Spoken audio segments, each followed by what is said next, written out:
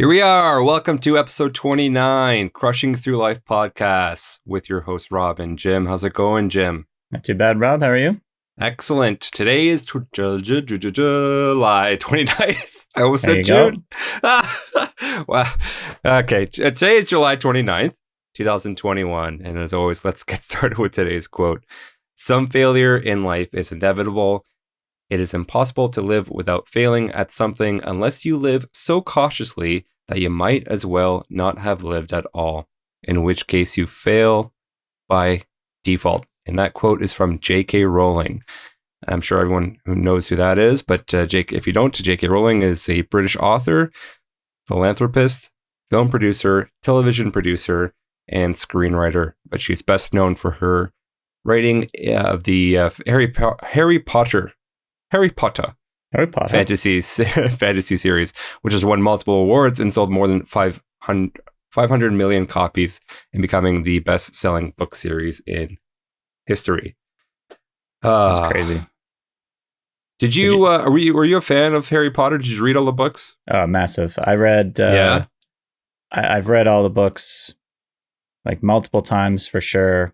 I've seen the movies a bunch. Yeah. Jess and I went to Harry Potter Land when we were in LA. There's a Harry Potter Land? Oh, it's amazing. Yeah. So you can eat. That's awesome. You go, it's like a big thing, looks like Hogwarts. There's different rides and stuff you go on. You can go into Hogsmeade is, one of the towns, and you can order butter beers and it was kind of like medieval times almost in the sense of what the food was. Like, to put it, like, it was like a big chicken roast and corn and that kind of thing. So nice. I don't really know what that has to do with Harry Potter, but the butterbeer was actually for, somebody, like, it was almost too sweet. It was like caramel beer. So that sounds like something I wouldn't enjoy. I liked the taste, but it was kind of, I just couldn't get through all of it. I remember, and it was hot too, so it made me want water even more. But yeah, Harry Potter Land was awesome. Where is Harry Potter Land?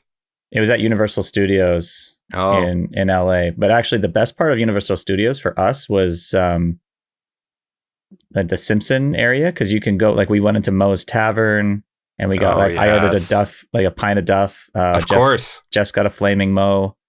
Nice. You can go into the Quickie Mart and other places, just around town. There's all these things, they're just, and then my personal favorite of all the rides was a Jurassic Park ride. It was so much, like, so cool. I wish I saw it when I was younger, but they still do a pretty good job of it. That was the only one we did twice, and the line was so long, I would have done it a third time. I've been to Universal Studios once. I went to Florida with my parents in grade 6. And I remember one ride, which was really, really cool. It was I think it was Alien, but it was some alien, like, shock thing. So basically you go in to this auditorium, but it's like, the seating's like all around in a circle around this massive cylinder in the middle. And I forget what the ride is called. I might look it up on YouTube later just to check it out. I don't even know if it's still there, but basically they talk about this alien containment, and there's like an animatronic alien and all that, and it's like a kind of like a scary ride. But I was in grade 6, so I was pretty young, and all of a sudden the lights go out, and then you hear like glass break, and then you hear like steps around the seating area. That's and cool. I guess there were speakers. There must have been speakers like in the chair or whatever. And at one point, like, you can actually feel, like, I guess it shoots air behind your chair too. Like, you can feel like as if it was breathing behind you. So that was really, really creepy. Right. And then I don't know if there's anything else in that chair, but you could feel tentacles like on your neck, but it's pitch black. Right. It's pitch black. So I'm with my dad. I'm freaking out. And I'm now realizing where my fear of aliens have started. My fear of aliens started with E.T., which I know we've discussed multiple times. I have downloaded it. I haven't watched it yet. I haven't watched it. I don't know why I was scared of them, but but Alien, like, I love the James Cameron and Ridley Scott Aliens. Aliens is the second one that Cameron did, but I can't picture seeing that at like 11 or 12.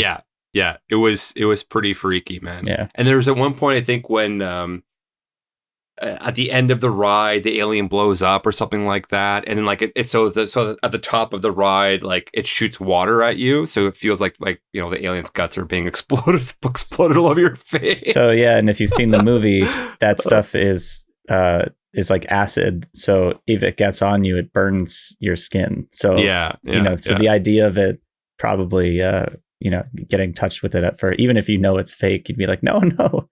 It's so cool, man. Like that was the one ride that really kind of stuck out for me because it was so like it was such an experience of like just entertainment and like it brings out all the emotions of you out of you. Right.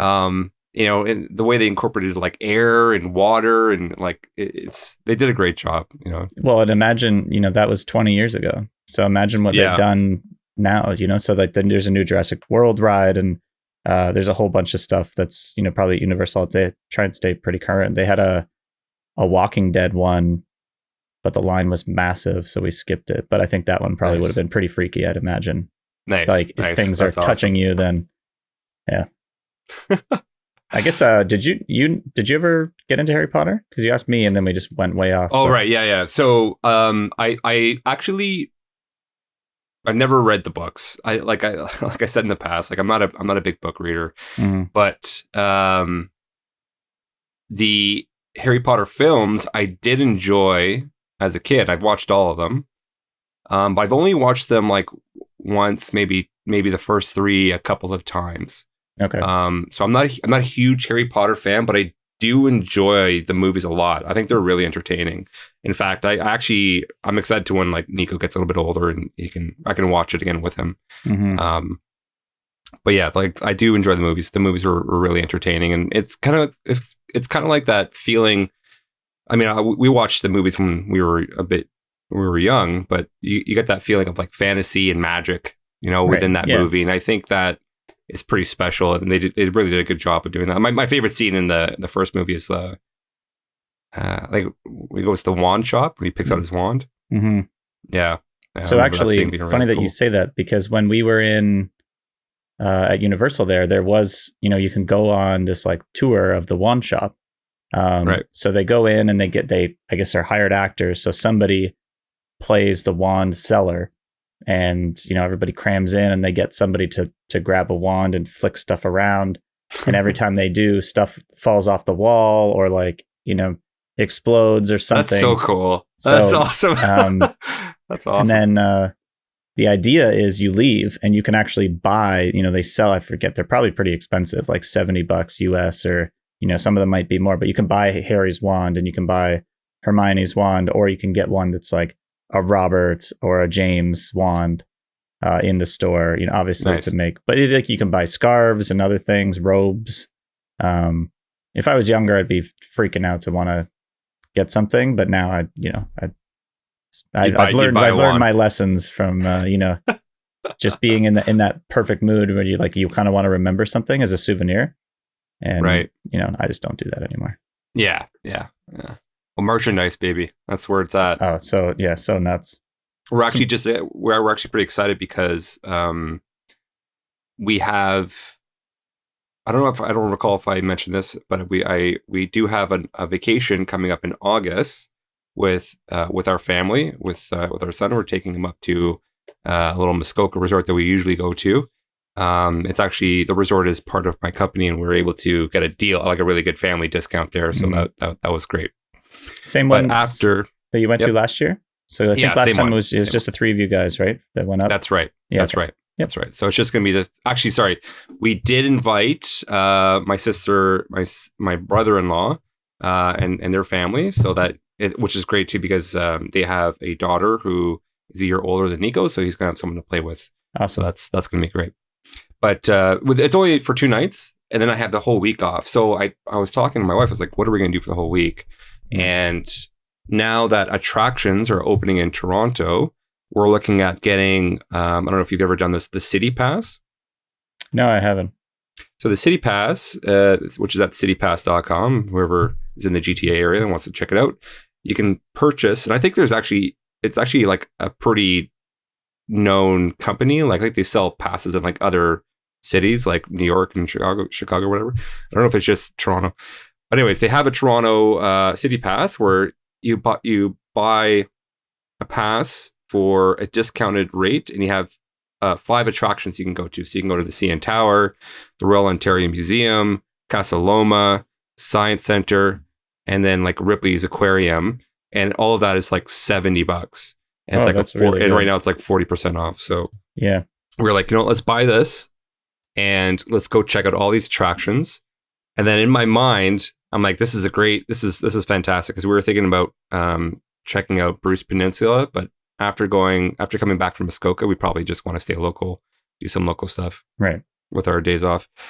And he hasn't, and our son hasn't seen any of these Toronto attractions at all. And I think right now would be a really cool age to kind of show him before he starts junior kindergarten. Yeah, he is gonna love the ROM and the Science Center. Yeah, I mean, he's mostly excited for the CN Tower. Oh, really? Because my son is addicted and has an obsession with elevators. That's right. Yeah.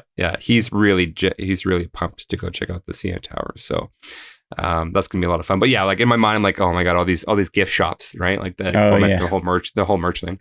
So it's gonna be a lot of like, can we get this? I think is the zoo one of like an option, or is it? So the zoo, so for the last attraction, the 5th attraction, you have an option of either going to the zoo or to Ripley's Aquarium.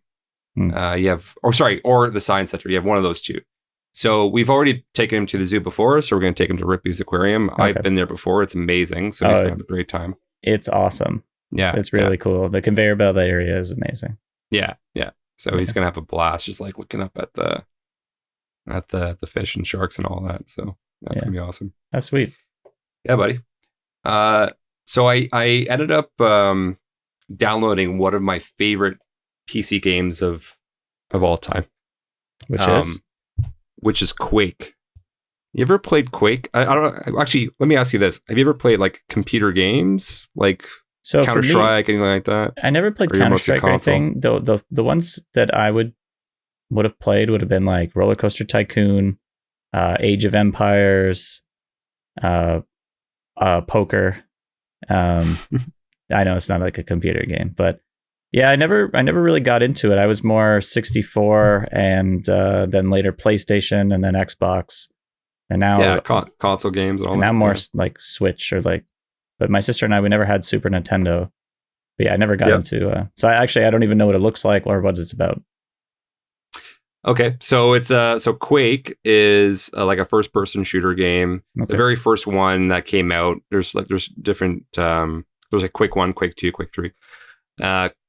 Quake 1 and 2 are like you're shooting monsters essentially. It's kind of like a horror based game. Quake 3, which is called Quake 3 Arena, it's kind of like a rocket arena type where everyone's got different weapons and they're in this one arena and it's kind of like a free for all. You pick up items and you kill each other and you get points and all that. I played that game when it first came out in 1999. My parents got it. Actually, I think I downloaded the demo at first, and I was so addicted to the demo. The demo only came with like 3 levels. I kept playing it because the multiplayer is so fun. And it just came up to my mind. Like I used to play this game a lot back in those years, and I touched it again in like 2012, 2014. And then Quake moved to this other online platform called Quake Live and Steam and all that. If you know what Steam is, it's like a collection of games. Well, it's an online service for a collection of games. Okay. But I got back into Quake Live, and I'm having such a blast. It's so much fun. Like I am pretty good at the game, and it's a very quick strategy type feeling that you get where it's addicting. It's really addicting because like I'm going back and forth through this entire map, talking like working with the team and all that, and I downloaded it just to like crush through some like stress, whether it's like at the end of the day, let's play a quick match or whatever. And dude, it's awesome, man. I'm having so much fun playing it. So right now I'm playing, I'm playing Quake Live. It's a remake of Quake 3. Okay. Because it's like the most highly rated game in the series. And I'm actually talking with my buddy Steve. I don't you know Steve. He's going to download it too because they used to play it together all the time. So that's really cool that it's all come back full circle. Yeah, it's coming back full circle for sure. Yeah. But yeah, if you ever have time, check out Quake 3. I could show you some videos afterwards. It's just a ton of fun. Yeah, send some. Yeah. I got some I was into PC games as a kid. Again, I had the N64 games as well, but mainly PC games, man. Actually, I'm sure I could. Computer games. I bet you I could find somebody playing it on Twitch. Quake Live? Oh yeah, for sure. They're pretty competitive, man. They have a big convention like QuakeCon, where you can make money, and if you're a really good player in competitive matches and all that. But it's so fun and addicting, but it's really fast paced that you have to think a lot where you're going to go and strategize where you're shooting enemies and all that. That I actually started getting a headache. So like after an hour of playing, it's like, and I walk away to go eat something or whatever. I'm just like have a headache, and then I get the feeling of like, oh, I want to play again. So I can see how easily addictive video games are, obviously, for one thing. Yeah. And I don't know. You gotta limit your time and make sure it's just purely a source of entertainment. Yeah. Temporary. Get it done, have your fun, and just like know when to stop. Yeah, see, and I used to struggle with that. So for me now, it's so much easier to just cut it out entirely rather than go down the, like you don't look at the clock and you're like, it's 1:30 and you want to go to bed at, midnight or something. And 90 minutes late, just doing the same thing over and over. Yeah. And the main reason why I've been like checking out this game and going back into it is because our couch is in repair. And I'll tell you, excuse in the book for a new video game. Our couch is in repair, so I've been playing video games while my wife and son are playing Xbox because I can't sit on the couch. Right. So essentially, we have an L-shaped couch. There's a chaise part of our couch, and the chaise spring is broken. You can imagine why it's broken. Someone likes to jump on it all the time. Yeah, and probably you. For sure, me. Yeah. And like we had started this repair ticket with this company, and they were supposed to repair it in November, and because of COVID happened, there's huge delays in the furniture industry. Of course, yeah. They picked it up 2 months ago when I started the ticket in November. They said it was going to take 2 weeks to repair. Then they said that they were going to deliver it. It was repaired. And then the delivery didn't happen. Then no response from the customer service manager. And then she said that the repair was like, it couldn't be repaired. And now it needs to be ordered. So you have to order a new couch to get that part to ship to us. It's like all of these delays. And this is going over like whatever amount of time that they've had this couch, or we've started this problem. And like it's just becoming uncomfortable because we can't watch a movie. We can't sit down on the couch as a family because you only got the 2-seater section, so you can't squeeze everybody on there. It's pretty uncomfortable. Yeah. So whatever. So I mean, like when my wife and my kid are just watching TV or they're playing Xbox, I just go on the computer and play Quake. Hey, that works. To do. It's pretty crazy. I mean, everyone's happy. they're not charging you for having to like do all this crazy, ordering a new couch, anything like that. No, yeah. So it's part of our warranty. Okay. It's part of our warranty, and which is good because, we'll get a new chaise out of it. But because of COVID, because of the pandemic, the whole furniture industry is messed up. I was actually talking to one of my wife's friends who actually works in the furniture industry, and even crates that come in, like shipping crates that come in, shipped from China and all that, they used to cost $6,000 for delivery, and now they're being charged like $22,000 because of the supply and demand. It's pretty wild, yeah. And she's like, customers are calling me nonstop. They can't get their deliveries on time. Like if you went on, I don't know, say Home Depot's website or the Brick or whatever, Leon's, any of these big box stores, and you get a couch shipped to your house right now, like you're looking at a huge delay. I don't know what it is now, but yeah. They've been throwing a wrench for sure. Yeah, I'm sure. I mean, like, there's every industry got affected. Mm-hmm. You know, and it'll take a while before things come back to being, you know, in the proper time, or maybe there's just slightly altered forever now. And like, I totally understand if you know, if you know, there's an issue with shipping or whatever, the repair, and there's delays and all that. The fact is that we've been emailing this manager back and forth. We have like our email thread is like at 56 emails. It's crazy. Yeah. Because there's no response, and there's no response from like their social accounts, and we call and we leave messages and no one calls us back. And I guess because they're so swamped, obviously. But if I just was told that like, yeah, there's a delay or whatever, or when they tell me, you know, the couch is going to be delivered on Tuesday and nothing shows up, you know, it's like there's no recourse, you know. Well, think of like back customer service, essentially. If you weren't working from home, you'd have to take a day off work if they said the couch is coming Tuesday between the hours of 9 a.m. and 5 p.m. And you're like, okay, well, there's my whole day. I guess I'll work from home. And then it doesn't show up. Like now you've, you know, taken a day off, or you've done something where it just doesn't work out like that. Like they can't, you know, it's very frustrating when they don't come. Jess and I had a similar thing with the internet companies trying to call us back a couple times, like, because we, you know, when we started this podcast, we were on a different internet, and then we tried to get Rogers, and they said they couldn't come out here, but they were going to come out here, you know, in the area. And like, again, they just similar thing where they said they were going to come, they didn't, then they said next day for sure, and they didn't. We were working from home, so you like every time we go down, you know, if I go down to see her, we're like, where are these guys? But you know, because we didn't have to take days off, it actually wasn't the worst. Oh man, it's wild. The poor customer service that's out there right now, it's pretty brutal. I had this issue last night. So last night I had a pretty major problem at work where we have like a big server chassis, and this server chassis has got like 14 different servers in it. Okay. And to connect to this huge chassis, it's this big box, there's two management pieces on the back of this chassis. Two of the management pieces went down.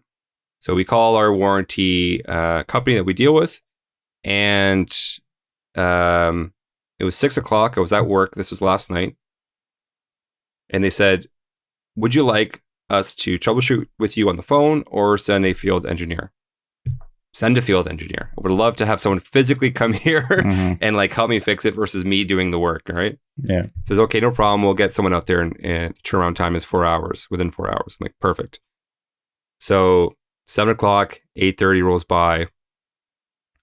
The guy's not showing up. Right. Then I call back to get an update. I give them the ticket number, and they said, well, we can't even find your support contract. Like, what do you mean you can't find your support contract? We paid the invoice last week. Right. And apparently the invoice, the contract number I gave her was incorrect, and it incremented by 1.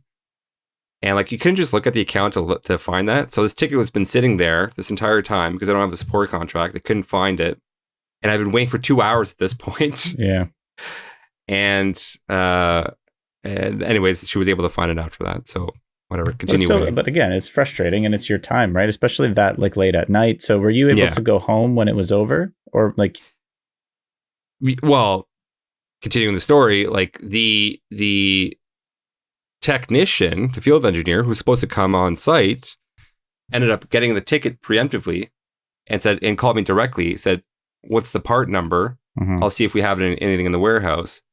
And luckily enough, his manager didn't have it, or his manager did have the two parts in his office. So like, perfect. But he's like, I can't leave until the customer service department comes up with what's called an action plan, because that's their procedure and policy, before I start driving to the place, right to the location. Yeah. Right now it's 10 o'clock. I've been waiting since 6 o'clock. Yeah. So I call back, give them hell. And it's like, send the field tech. What's going on? We need these two parts. He's got them, come out and swap them. The guy was in Toronto. We're like an hour north of Toronto. He ended up showing up at 12 o'clock. Then we replaced the parts. I had to reconfigure them. I was home at 3 a.m. Oh. It was a crazy long night. But this like customer service thing where like, dealing with and like opening up the ticket too took like an hour to find our account and all that. I don't know why. But anyways, dealing with this customer service rep, and I'm sure everyone has dealt with a bad CSR everywhere, whatever company you deal with. It sucks, man. And it just eats away your time for sure. I didn't want to be home at 3 a.m. I wanted to be home at 10 o'clock at the latest. Yeah. So what time did you get to work that day? I was there. I was there at like, so I was in the office today. I had to do something else in the office. I was there like around lunchtime. But the problem, I started troubleshooting at 3 o'clock and ended up calling the warranty place at like 5 o'clock. Okay, like this is after my initial troubleshooting, we need these 2 parts. So, yeah, right. Kind of crappy. Long day. Because that's a thing, right? Like, when you call and they're like, okay, 10 o'clock at the latest, you're like, that's long. But, if the guy takes an hour and then you guys still got to do something and then drive home, you're looking at 1. If he shows up max late, maybe he can get there right away. But instead, they just took their time. It doesn't take long. If they can't find your account, but they had your phone number, like, how are they not calling you at some point in time before that? And I guess it's, everybody gets backed up and they do other things. And I don't fully like to comment on industries that I know nothing about, because I honestly don't know enough to say like, well, this had an easier solution. I mean, It's all about communication in this part, right? Like, so, had they maybe called you faster, then the action plan has started faster. The guy gets out there faster. Like, who knows what his shift is? Maybe he wasn't supposed to work till that time anyway. Also, but I forgot. He's just on call maybe all night, so it doesn't matter. Right. I forgot one of my favorite parts during this whole ordeal. So while I was waiting for the technician to be deployed, one of the support technicians saw the ticket and said, "Okay, can you log into the server and give us a log, like download the log and send it to us?" Mm-hmm. I'm like, "Buddy, I can't even log into the server. That's the whole problem." To give you the log. Yeah. When is the field engineer going to be dispatched? Like, it's in the ticket. Like, I can't log into it. I need you to give me the 2 parts. That's crazy. Yeah, very very frustrating. But yeah, so anyways, the field engineer I was speaking to actually said to me that exact same thing that you were talking about, is that there was a lack of communication. Like, why? Like, no one likes to talk on the phone. So, and I'm dealing with this too with my couch repair. No one likes to talk on the phone. I've given my number several times, and they're all it's just purely email. And I feel like the human connection is starting to kind of dwindle in that customer service aspect with companies. Mm-hmm. If you really want to pertain your customers, I feel like you should really talk to them on the phone, understand their problem, fix whatever you can fix, come up with a compromise. And then after an issue is resolved, follow up. You always have to follow up. Right. If the technician or the engineer called me today or this morning, said, "Hey man, I was just checking in. How are things today after we replace the part?" Like, that's amazing. I love follow up. So I try to follow up as much as possible.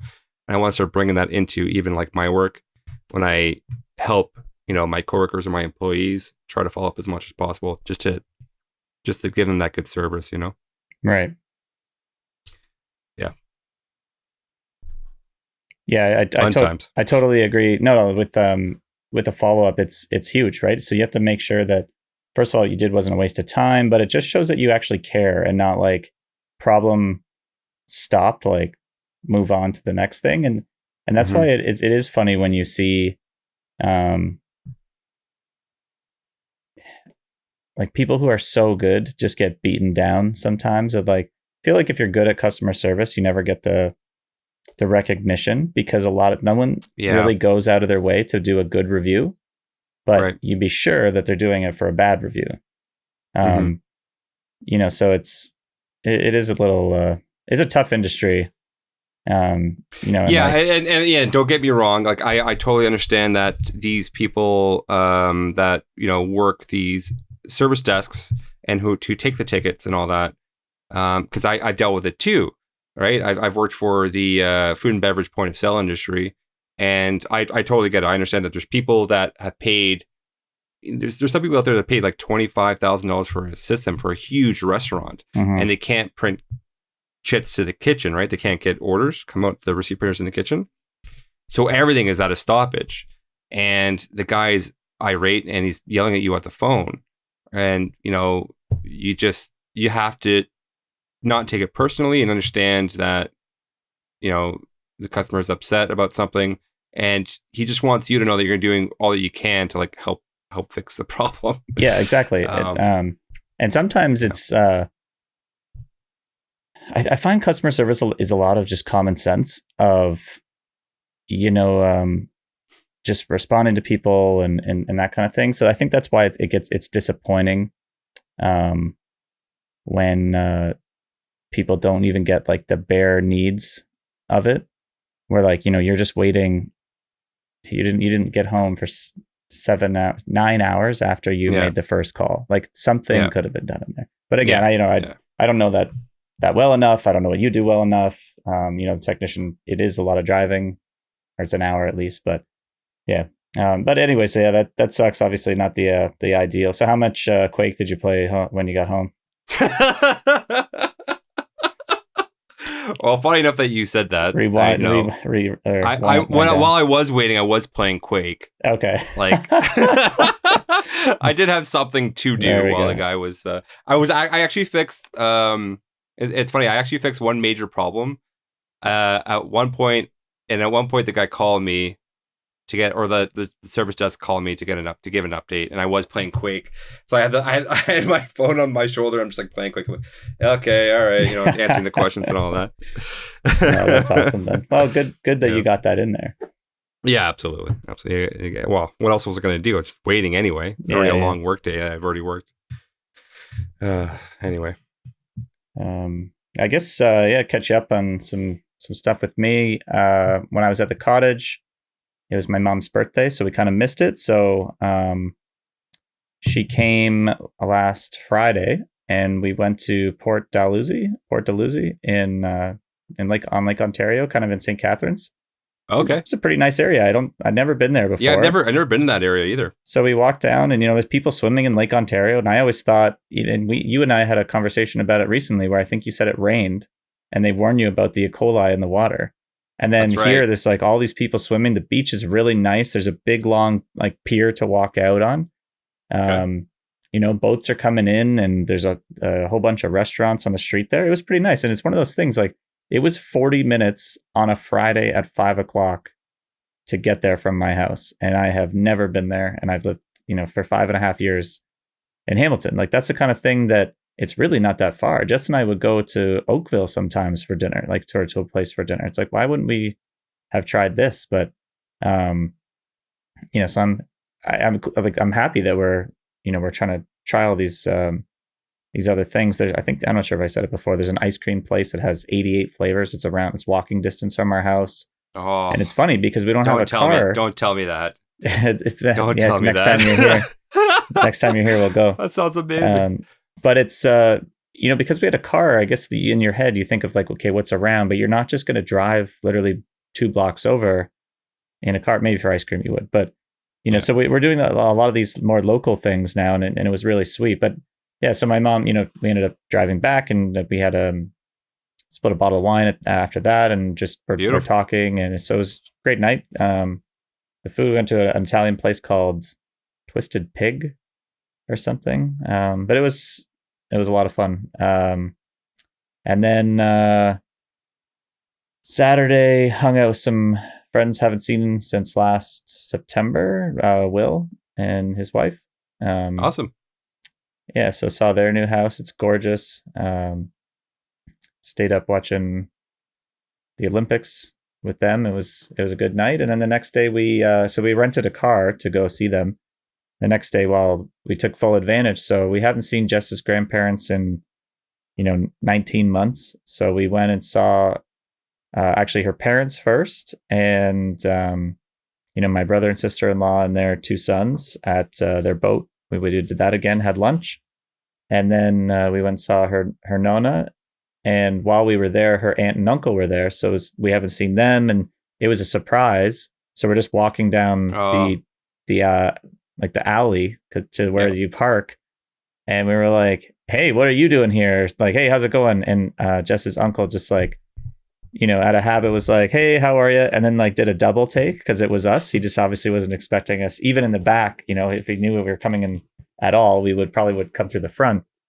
So that was weird. And then we walked through, and Jess's aunt started to tear up and everything, and it was great. Like we were there for, I would guess, like an hour and a half, just talking with them, and it was great. I got offered. We had just finished lunch at the boat, and they were dropping off groceries for Jess's grandma. So we got offered every single item of food that was in the bag. I was in the groceries. It was 8 different types of fruits. I don't know. Everything under the sun was offered because that's just how it is. And then, so after we left, we went to see Jess's Nono, and he has an insane garden in his backyard. Like I bet he does. It's nuts. Nice. And he's 93, and this garden is insane. And he keeps busy. He's got grapes up in the top, like is like a vineyard of grapes, and then he's got huge bean stalks, tomatoes. He gave us a zucchini that is massive. He gave us a bunch of cucumbers, I think some kale. So we actually ate that tonight. It's all fresh. It was amazing. But Beautiful. Just like really cool to kind of see them, because without the car, we're not even just in the area ever anymore. So but I'm kind of glad we took full advantage of that, and we got home. It's just a very satisfying, rewarding day. And then by the time we got home, it was maybe 6 or 7, and then it was my cousin's birthday, and we did a family Zoom call on Sunday night from 7:30 until, or maybe 8 till 9:30 or something. So I mean, that was pretty cool in itself.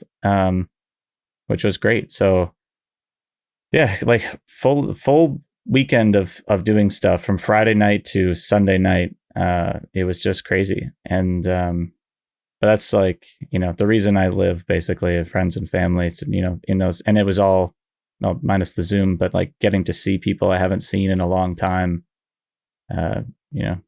makes me feel pretty good.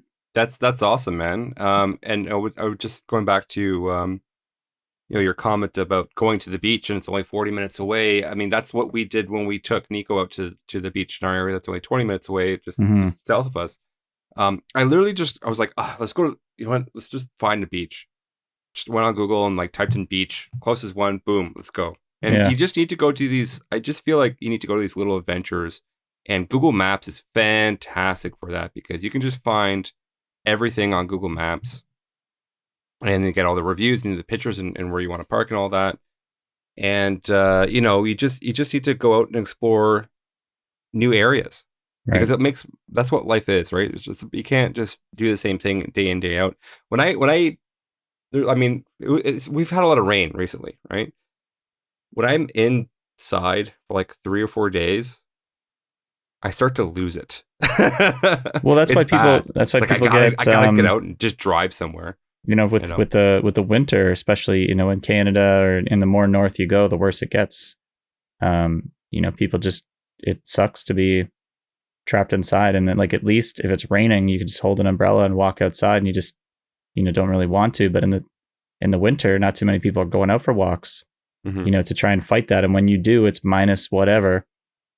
So it's tough. But yeah, like, and I think in the summer, mentally it's brutal, because every day that rains is a -1 sunny day as well. So it's like, it's just another day where you couldn't have done something. Like if, like in the summer, like, let's say you and I were off from high school and we had plans to do something outside, and it just rains, like there's a day we can't do it, and it rains again and you can't do it. And then, and mind you, we probably just would have played video games and hung out indoors. But like, going over to some of our friends and swimming in their backyard or just going for walks or like sitting out by a fire. Like think of all the things, that are amazing that you can't do. And it really sucks. It weighs down on you when you can't do it.